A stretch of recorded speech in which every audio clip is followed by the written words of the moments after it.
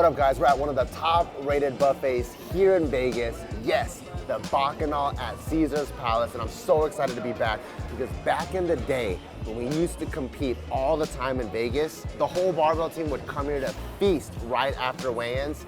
So it's only right that we're coming back here for sentimental purposes. We have the Barbell Brigade team out here in Vegas filming a ton of content as well as this mukbang Q&A.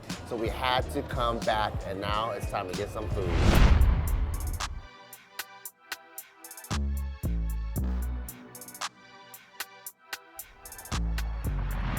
All right, guys, I got my first plate, and as you can see, it is protein packed. And even though it's my cheat day, I still try not to go crazy, and I still try to fill myself up with as much protein as possible. I got some prime rib, medium rare. I got a rib over here, and they even have bone marrow, which is crazy. And here, this is something that's really different from here than all the other buffets. They have steamed crab legs, which means it's hot. A lot of buffets, when they have crab legs, they'll have the cold ones, and they also have a cold section here, but this one's steamed, so I'm really excited about this. And also, they have this broccoli cauliflower rice. So if you're keto, you could actually eat your rice here, and it's mixed with garlic and butter, got some green beans, and so this is my first plate. So I'm gonna try a bite of the ribs, I'm gonna try the bone marrow, and then I'll try this. And prime rib, I've gotten quite a bit already in Vegas, so I love it, but I'm not as excited as this guy. Ooh, squishy. So that rib's really good, actually smoky. Most buffet ribs are not smoky whatsoever, which means they do wood fire grill it. I was trying to aerate my nose because I couldn't really tell if it was a pork rib or beef rib. Based off the bone size, I think it is a beef rib, which is also another rarity because most places only mess with pork rib because they're easier to cook. They don't dry out as much, so props to them for having a beef rib, and it was really, really good. So what's crazy about bone marrow, I didn't think it would be at a buffet because bone marrow is really expensive, right? So usually what you do is, even if you go to a nice restaurant, you'll get one bone marrow and maybe like 3, 4, 5 people will share it. So the fact that they have one all you can eat is crazy. Look at that. All that good jelly goodness. Oh my, oh my, oh. Oh. What the? Fell off. Very good. All right. Now, to eat one of these guys, if you can get a claw or a big old leg, it helps out because that's where there's a lot of meat. Otherwise, you get one of these skinny guys, there's not as much meat in it. So, gotta get one of these guys. Crack it open.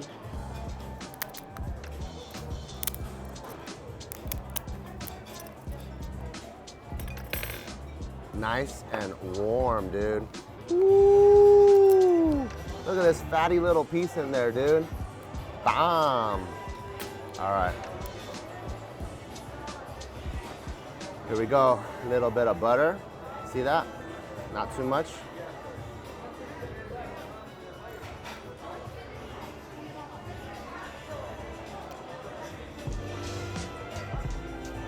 That's so good. Honestly, dude.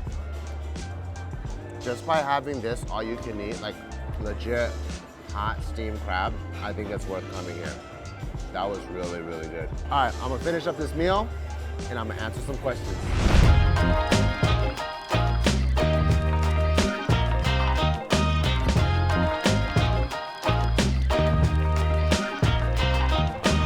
All right, so as you can see, I freaking love the food once again.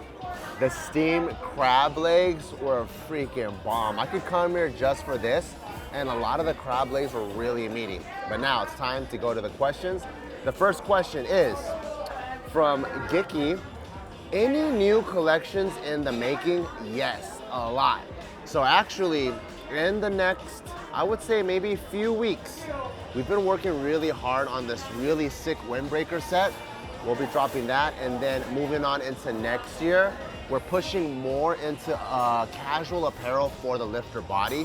So you'll start seeing some stretch denim, some dope cargo pants, some flannel jackets, some even denim jackets. So stay tuned for that. And also a bunch of new patterns for amphibious shorts next year. From Chung Train, If I plan to open a gym, what advice would you give? I would say if you had this much on your plate and this is what you wanted to do with the gym, take all of this and just push it off. When me and Gio first opened Barbell, we woke up at 4 a.m. every single day to get to the gym to open. And then we would come in to close at 12, midnight. We would mop and clean. By the time I got home, it was 1 a.m. I take a shower, I'm in bed at 2 a.m., only to wake up again at 4 a.m. 2 hours of sleep a night for probably like the first entire month. Because we really wanted to know the gym like the back of our hands, because if you don't know your own operation, you're not gonna be able to teach that to the other staff that you bring on board. So whatever you think in terms of money you're gonna need, time you're gonna need, energy you're gonna need, times that by 3. At the end of the day, is it gonna be worth it? Yes. Owning a gym, running a gym, and having that community and family is one of the most rewarding things that anybody can do, but it is also very, very difficult. So if it's not your passion, I wouldn't recommend it, but if it is your passion, you're gonna freaking love it. Daniel Banny asks, any future collabs? What's a future collab, dude? Probably spelled collab wrong. With other fitness brands on the line, for example, Hybrid or Hit Again. Yes, we have a lot. I don't know if I should leak it here first, but I'll drop a little hint. We are working with a sick ass jiu-jitsu company, and we're gonna be dropping a, okay? So you heard it here first. Other than that, we do have a couple other collabs, but we won't bring it up until they're more solidified, because the last thing I want is to put something out there and then, oh man, it didn't go through. But with the jiu-jitsu company, it's gonna be freaking sick, dude. All right, last question, because I'm getting hungry, so I gotta answer this question, I'll get some food. But it's Siren asks, what's the fire inside that drives you to always improve? I don't know really. I think for me, maybe it's my ADD or ADHD or something like that, where I always feel like I have like this sporadic, spontaneous energy. So it's really hard for me as a person to kind of just sit still or stay stagnant. And so if I'm always already kind of like this, then I might as well like go forward, you know? So like when I have stuff on my mind, like I'm like, oh, I'm like, you know, I'm kind of like lifting anyways, might as well see if I can jump higher or like bench more, or if like we're working on projects, I'm like, oh, we did this, so why don't we do this a little bit more, a little bit of that. So I don't know if it's like really like, I'm like, I need to get success, or you gotta reach up for the stars. I don't know if it's even that kind of energy. I do have a part of me where it's like, I don't want to sell myself short. I do want to reach my own personal potential, but it's also not like a Gary Vee style, like, don't you want to get the most out of your life and like that kind of stuff. That's not really me. It's just more of just like, let's just bounce around and have a good time, and hopefully after playing basketball for 20 years, you're better than you were the first day. All right, so I'm gonna get some food real quick and I'm gonna come back and answer some more questions.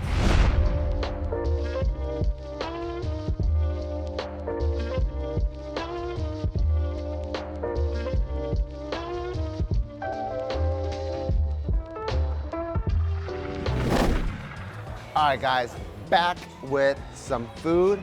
My first plate, I wanted to fill myself up with as much protein as possible. On round 2, I went the ethnic route. So I was just going around and seeing what stood out to me that I haven't seen at a buffet before. Pozole, I was like, what? So I still filled it up with some good protein. I put some onions, some cabbage in here. Got some japchae, which is Korean, some lechon, which is Filipino, and some ginger and clams, which is Chinese. Gotta put the lime in there. Look at that.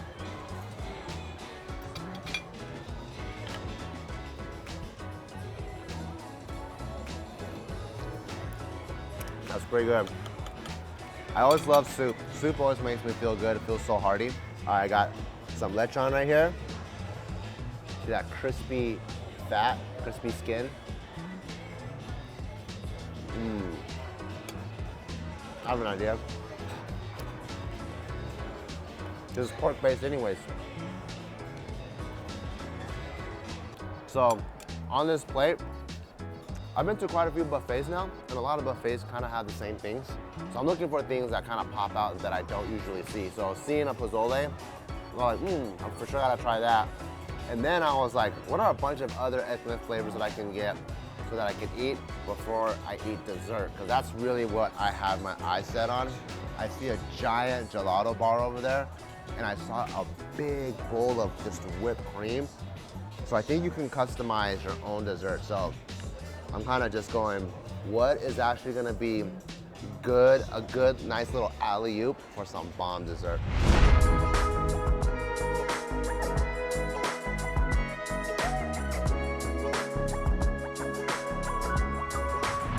All right, food was bomb.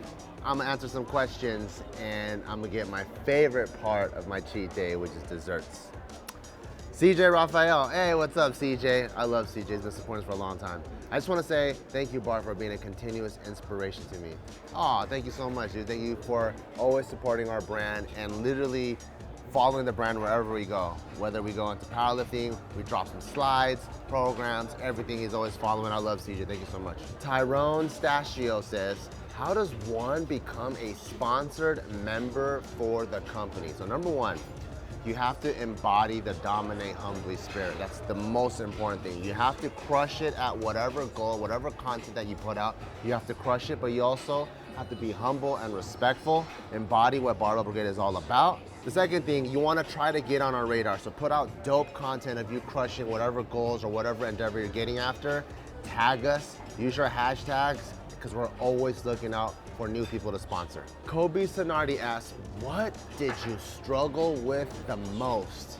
I think in pursuing of what I wanted to do, the thing that I struggled with the most was probably my own cultural prison, I guess.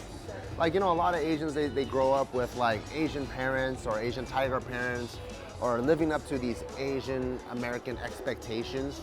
And I think a lot of these things are just made up things in your head. Yes, we all share these experiences, and a lot of Asian Americans have a tough time, you know, going against what the parents want. But ultimately, it is also a lack of confidence on your end to fight back, or not even fight back, but to really pursue what you want. Because anytime you show an extreme amount of passion where it's bleeding out, people around you will support you. Anthony Yang asks, when you were lifting in high school, what was your best PR? That's a really good question. So when I first started lifting, I first started benching, I was under 100 pounds myself. I was, I think, 5'1", 90 pounds my freshman year. Senior year I graduated, I was like probably 5'8" and 165, and I benched 265. I didn't squat at all. I didn't squat until like maybe 7 or 8 years ago. Deadlift, never really deadlifted, but I was really good at pull-ups. I graduated high school being able to do 25 pull-ups, which was pretty good. And I think my best mile time was 6:30. That wasn't a lift, but that's what's, because I didn't really do legs or deadlifts, so I thought I'd throw something else in there. All right, Joss Marcelino asks, have you ever gotten any injuries that prevented lifting for a while, and how'd you get back up? Oh yeah, I got sciatica twice. And if you've ever had it, it is so painful. You could be standing there and everything's good, and just because you shifted your weight over, all of a sudden you get this shooting pain down your entire hip. Have you ever been to the dentist where they're like poking around and then you have a cavity and he pokes at it and then you feel this like really sour, like sore feeling like shoot into your jaw? That's what sciatica is, but for your entire leg. And I had that happen to me twice. And you have to get lots of therapy, you have to do a lot of mobility, you have to do a lot of stretching, and it takes like anywhere from 2 to 3 months to heal on my end. I've heard people dealing with it for a year.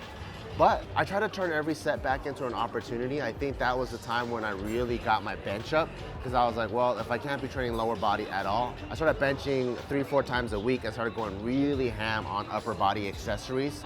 And I feel like that's when I was able to get my own personal bodybuilding game up. Thank you for these questions. Now it's time for me to get my favorite part of my cheat meal, the desserts.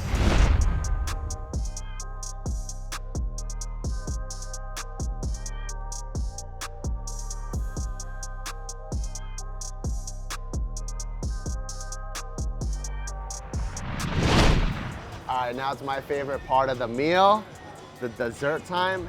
You guys might have seen my other parts and you're like, wait a minute, that's not really a cheat day. Well, it's because this is my cheat day. So I saw a big old thing of whipped cream. I'm like, I don't know what that is, but I gotta get that. Banana Fosters and berries.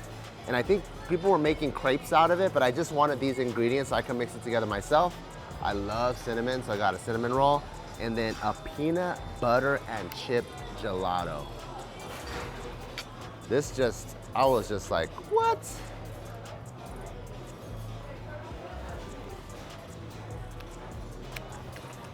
Oh man, that's really good.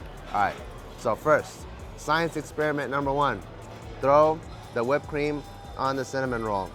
And then, oh my God, the cinnamon roll is soft. It went right in there. Look at that.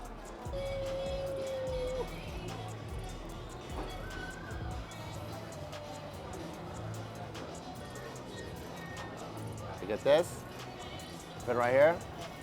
And I just feel like 3 Asian grandmas have their hands right behind me, going like this. Look.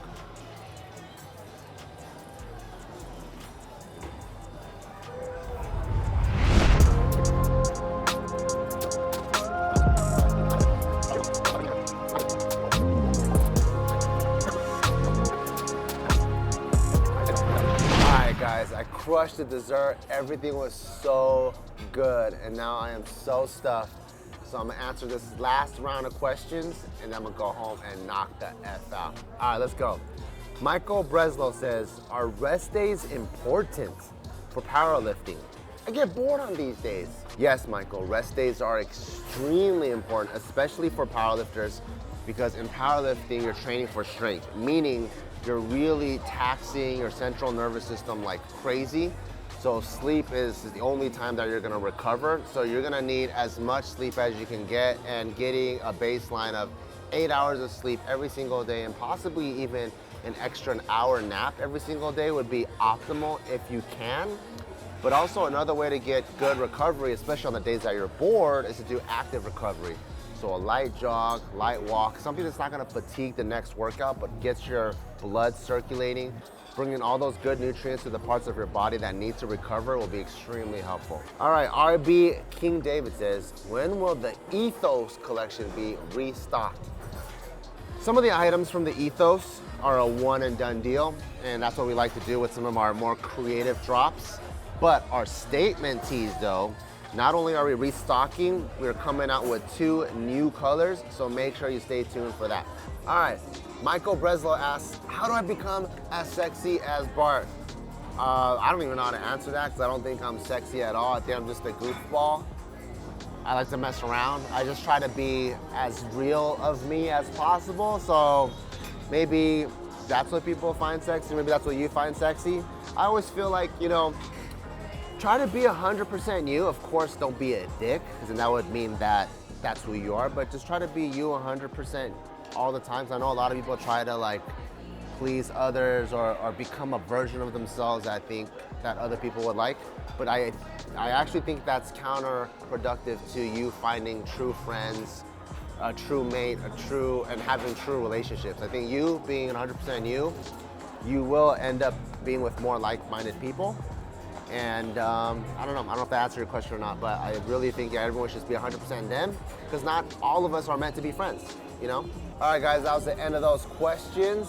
If you like this video, let me know in the comments below, because I need more excuses to go out and eat and answer more questions. And also, stay tuned on the Barbell Brigade Instagram and my Instagram, because we're always looking for new guests to bring on this series, so stay tuned.